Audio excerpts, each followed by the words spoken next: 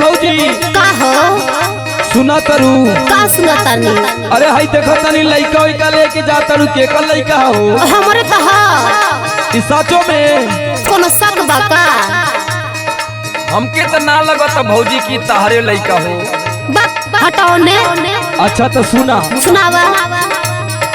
कहां से पवलू भौजी मांगी के सनुरवा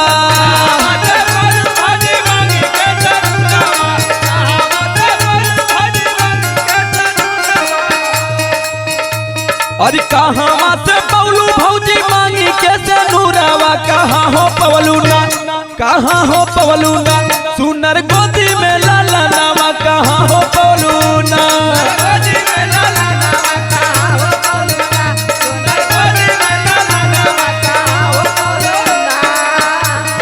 अच्छा अच्छा तला इहो बता देता नी। भैया जी से पहले तोहरे मांगी के सनुरवा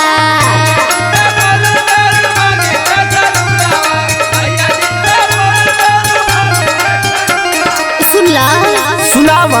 भैया जी से पहले तोहरे मांगी के सनुरवा विधाता दिहले ना गोसैया दिहले ना सोनर गोदी में लाला नवा गोसैया दिहले ना।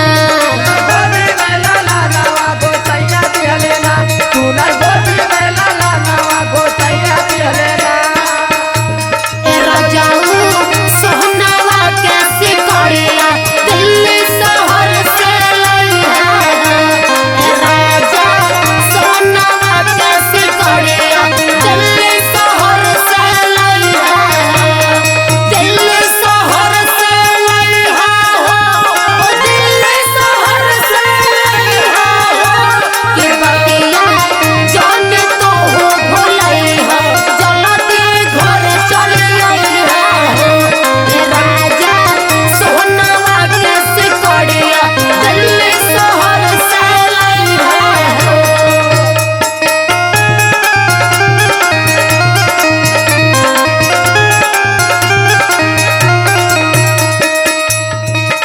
अच्छा ठीक बा लेकिन हाई देखा तनी पायल ओल झमका के ई कहां जात रू भौजी। हम कहीं जाए तो हर का छाती फाटता हो। अच्छा हम जानत तानी कौना घाट के पानी पियत रू। अरे कहां से पवलू भौजी पावे के पायलिया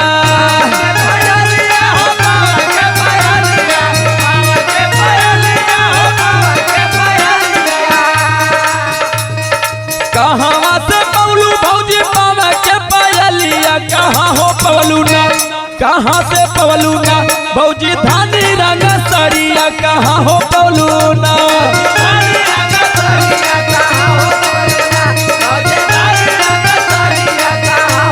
ओहो अब इहो बतावे के पड़ी तला सुना।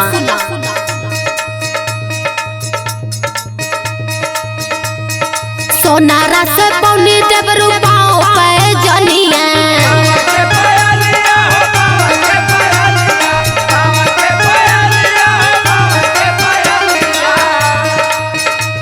सोनारा से पौनी देवरू पाओ पे जनिया बजजवा घरवाना बजजवा दिहले ना देवरू धानी रंग सड़िया बज